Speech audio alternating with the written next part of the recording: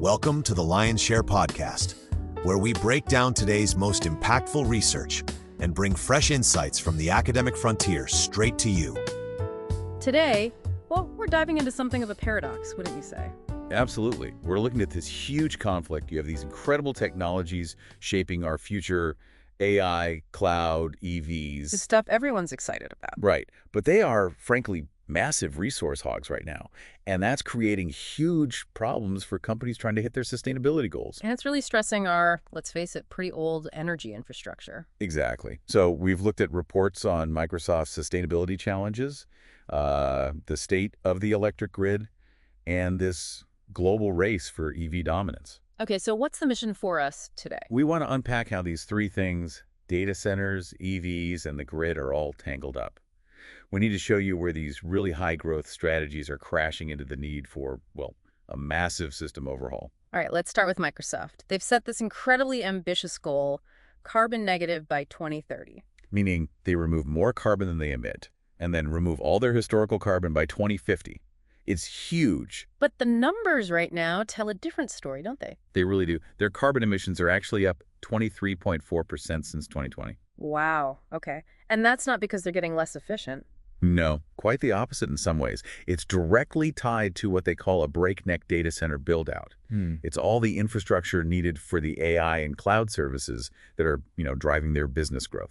So success is kind of creating the problem. Precisely.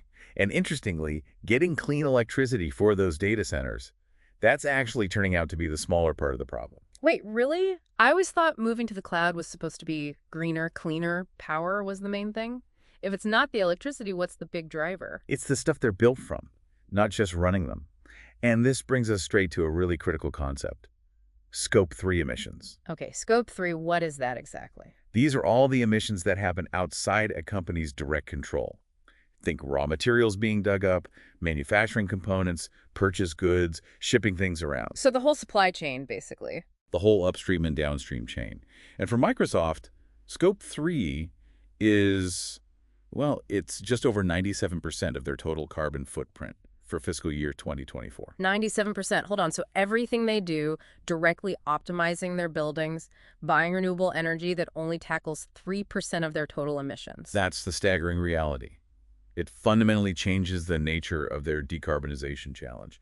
It's less about managing power consumption directly and much more about materials, science, and logistics. So what specific things are driving that massive 97%? The two biggest chunks are capital goods. It's building the data centers, and purchased goods and services, which is also heavily linked to construction and components.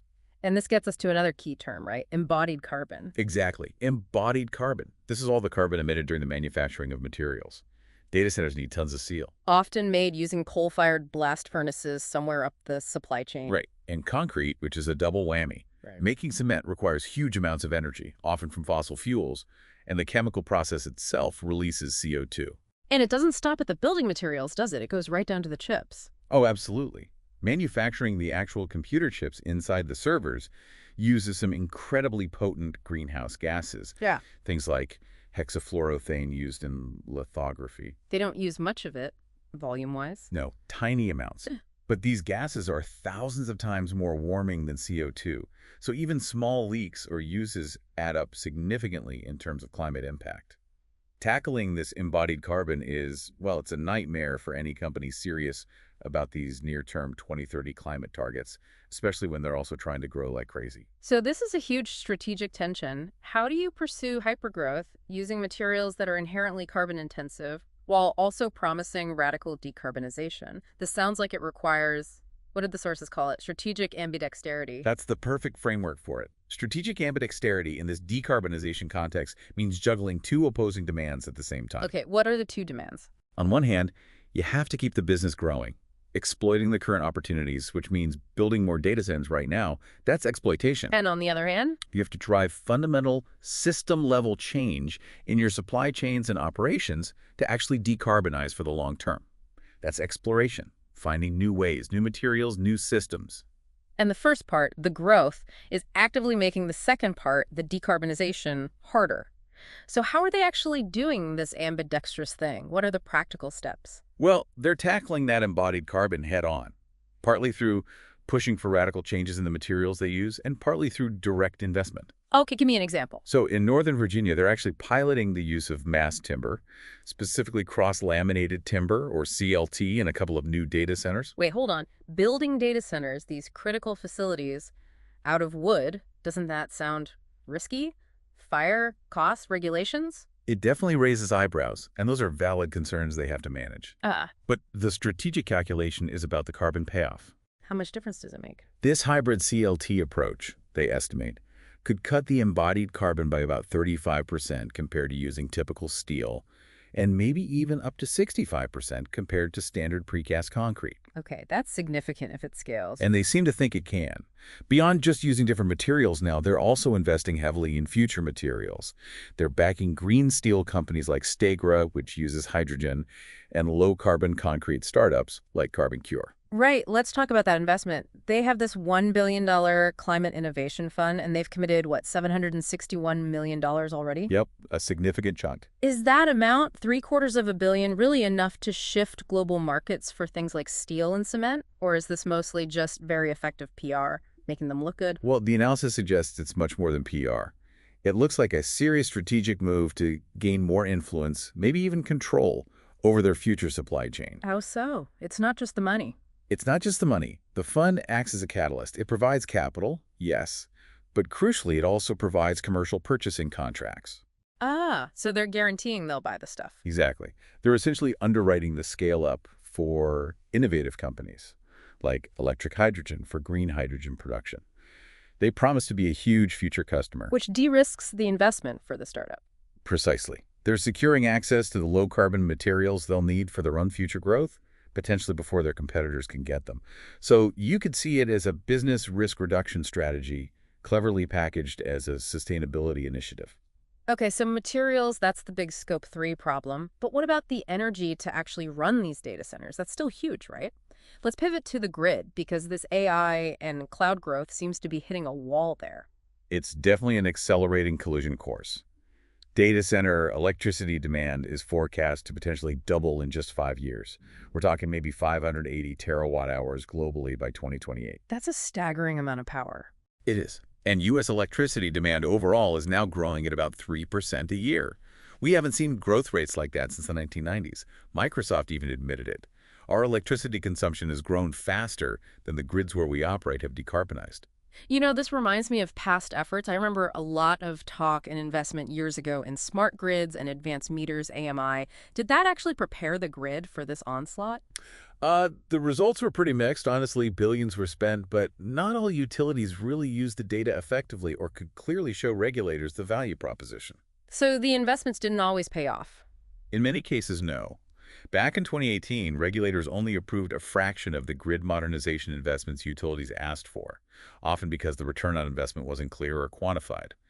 Grid planning is traditionally very long-term, very siloed, and it's just struggling to keep up with this exponential tech growth. Okay, so here's the crunch. You need 7 to 10 years, maybe more, to plan and build major new transmission lines. If you're lucky, permitting alone can take ages. Right. But AI data center demand is doubling in 5 years. What do companies needing reliable, clean power do right now? What's the immediate strategy? Well, the clear implication is they can't just wait for new lines to be built. They have to get more out of the grid we already have. How? The focus is shifting to what are called grid-enhancing technologies, or GDTs. Think things like advanced conductors, new types of wires that can carry maybe double the power on existing towers. Okay, upgrading the existing infrastructure. Exactly. Or dynamic line ratings that adjust capacity based on real-time weather, or power flow controllers that push power off overloaded lines onto underused ones.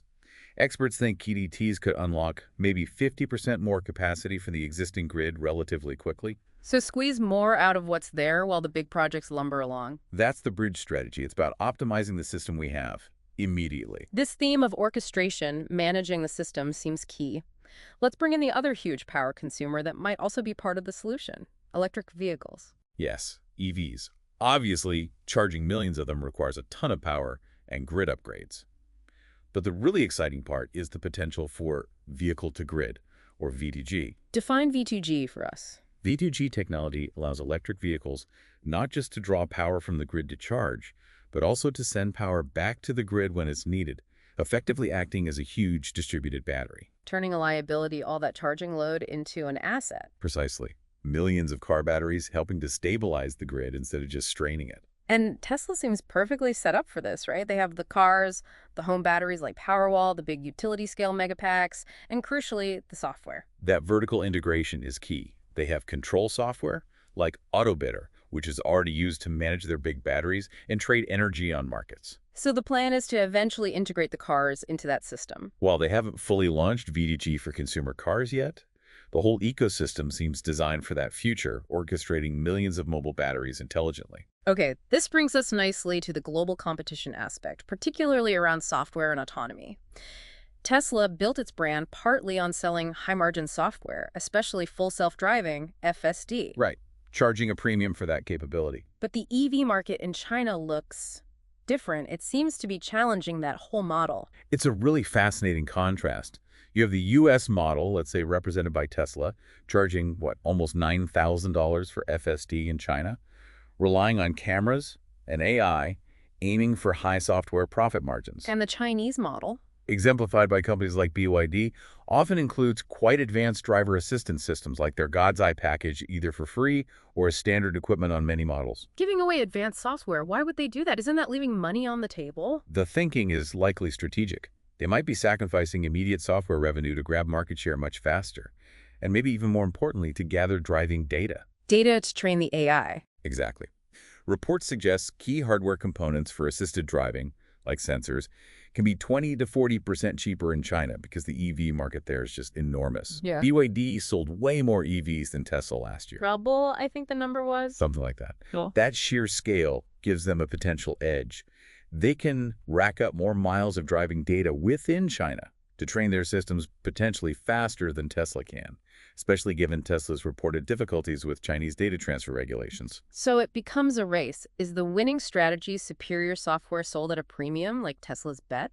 Or is it about massive scale, lower hardware costs, and faster data accumulation like the Chinese players seem to be pursuing? That's the multi-billion-dollar question right now.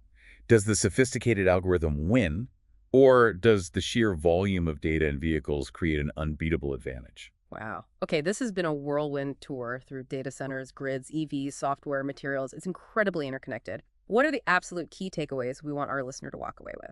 I think there are three main things. First, for anyone in strategy or innovation, understand that exponential tech growth, especially in AI, means immediate massive demands on physical infrastructure. Data centers, power grids. You can't separate the digital from the physical. Okay, takeaway one. Tech growth equals infrastructure strain. What's two? Second, the corporate sustainability fight, particularly for tech giants, is overwhelmingly a supply chain and Scope 3 battle. It's not just about operational tweaks anymore. It demands deep, costly investment in changing how things are made. Think Microsoft's fund, the push for mass timber, green steel.